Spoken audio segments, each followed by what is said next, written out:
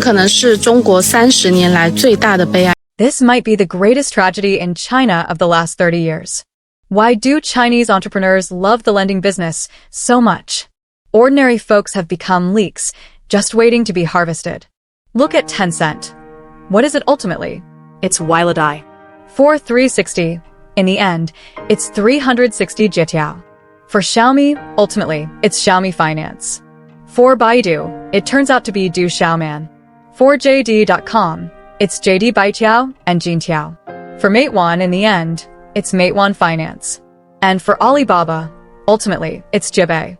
Look around the world. Do you see a Microsoft loan? Do you see a Google loan? Do you see an Apple loan? The greed shown by these Chinese companies is just downright ugly. Online lending has swept through and held hostage several generations of young people. Just think of how many people have had their lives turned upside down by online loans. The government really needs to step in and put a stop to this. To give you an idea of just how insane the profits are, let's take a look at one typical example. Du Xiaoman has issued over 2 trillion in loans. They rake in over 2 million a day, with an annualized interest rate of 18%. No wonder their ads are absolutely everywhere. You see them on high-speed trains, even on variety shows. Now let's look at what these online lenders are actually doing. The top 3 consumer complaints are always about violent debt collection. I mean, making money off ordinary people's blood and sweat like this. Doesn't your conscience hurt?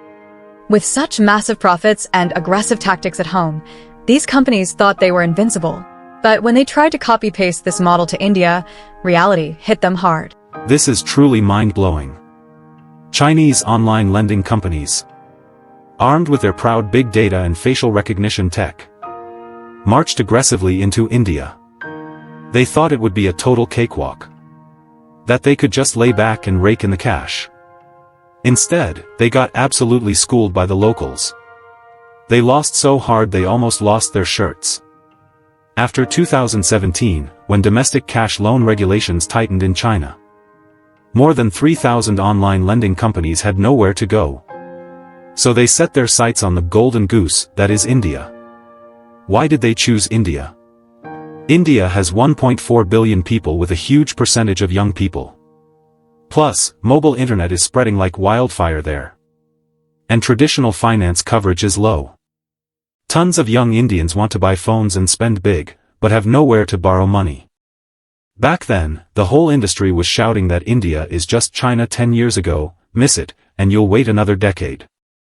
Big players like PayPay, 360, and Kunlun Tech all jumped into the fray. Even Xiaomi launched a Mi Credit product, pre-installed right on their own phones. Mobi Magic, a joint venture between 360 and Kunlun Tech, was issuing 60,000 loans a day at its peak. It looked like they were going to corner the entire Indian credit market. They were so confident. Their risk control models that worked perfectly in China, analyzing spending data, facial recognition, it all seemed like a piece of cake. Going to India should have been an easy domination, right? But they never saw it coming. Reality gave them a massive slap in the face.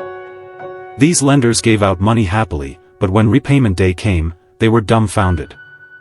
They were hit by a massive wave of bad debts. One boss who retreated from the Indian market said straight up, over 2 years, they lent 5 billion rupees, and the bad debt rate was 47%. And that's just average. The bad debt rate for many small platforms skyrocketed to 40% or even 80%, some lost absolutely everything. For context, a normal bad debt rate for Chinese online lending is just 2% to 8%. Compared to that, this money-making business turned into charity donations.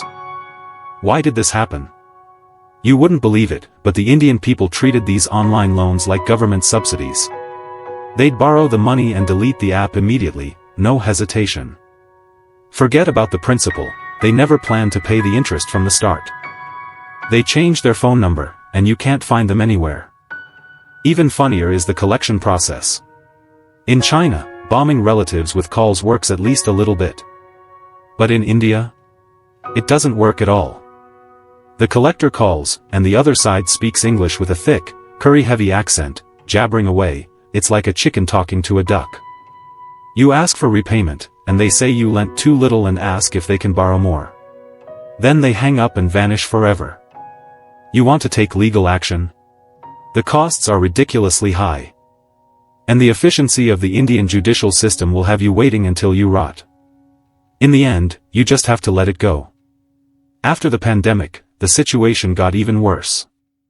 In 2020, over 100 million Indians lost their jobs, and 75 million fell into poverty. These borrowers couldn't even afford to eat, let alone pay back loans. Chinese lending tech is so advanced, so why did it fail in India? There are 3 reasons behind this. First, they mistook a lack of rules for a lack of intelligence. The risk control system failed completely in India. Domestic risk control relies on big data and facial recognition. But in India, that playbook is totally useless. First off, the identity system is a mess, and fake registrations are everywhere. India has electronic IDs, sure, but the cost of faking them is extremely low. There were even extreme cases where a photo of a dog passed the identity verification. You want to hold someone accountable? Keep dreaming.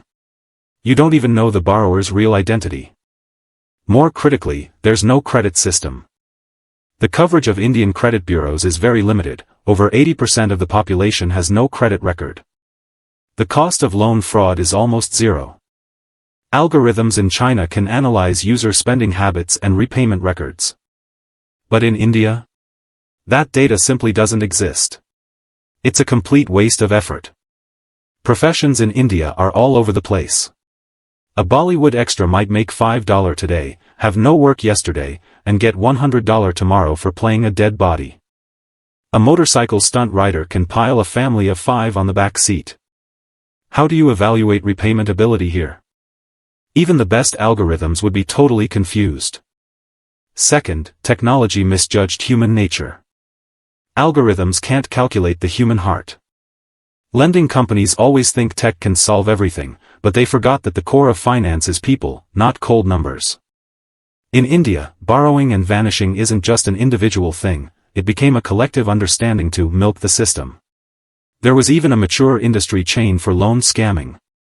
Insiders revealed that the loan scamming groups in India have upstream and downstream players. The upstream guys are mostly savvy Chinese who post ads on Twitter and Facebook to drive traffic, pulling people into groups to train them on how to scam Chinese lending platforms. When the downstream guys get the money, they split it. These people categorize the platforms into fat sheep and leaks, specifically targeting platforms with weak risk control and no licenses. After milking the loans, they collectively report the platform to regulators, leaving the platform in deep trouble. Algorithms can predict consumer behavior, but they can't predict this kind of collective pact to defraud. Technology can recognize facial features, but it can't read human greed. The third, and most core reason. Lending companies lacked respect for localization. The Indian market, this isn't the first time it has taught multinational corporations a lesson. So many corporate giants have been skinned alive there. But these lending companies only saw profit and didn't learn from the mistakes of those before them. Look at Xiaomi, 4.8 billion in assets frozen in India. The reason? Alleged tax evasion. Ford dumped 20 billion rupees and struggled for 25 years, only to leave in gloom. Walmart spent $6.5 billion to acquire India's future retail, and in the end, the Indian Supreme Court ruled the deal invalid. These giants stumbled without exception because they didn't understand India's rules and culture. But what about the online lenders? They forgot the pain as soon as the wound healed. They thought copying and pasting the Chinese model to India would work, completely ignoring the cultural differences. In Chinese culture, not paying back money is shameful. You can't even hold your head up if people know. But in India, that concept simply doesn't exist. Speaking of which, I remember an example from many years ago. Back then, Unilever rushed into the Indian market with a whitening cream, thinking whitening was a universal demand that would sell big. The product did sell well at first, but soon Indians scolded it until it was pulled from shelves. Because Indians felt the product implied their skin color was bad, suspecting racial discrimination. In the end, Unilever had to apologize and change the product name just to barely keep the market. The crushing defeat of Chinese online lenders in India wasn't a financial defeat, but a cognitive one. Going overseas isn't about taking your domestic success to harvest others, it's about dropping the arrogance, learning, adapting, and respecting local rules and culture. There are still many Chinese companies on the road to expansion. Hopefully, the lesson of the lending companies can serve as a wake-up call. Going global isn't a joyride of easy wins, it's a journey of deep localization.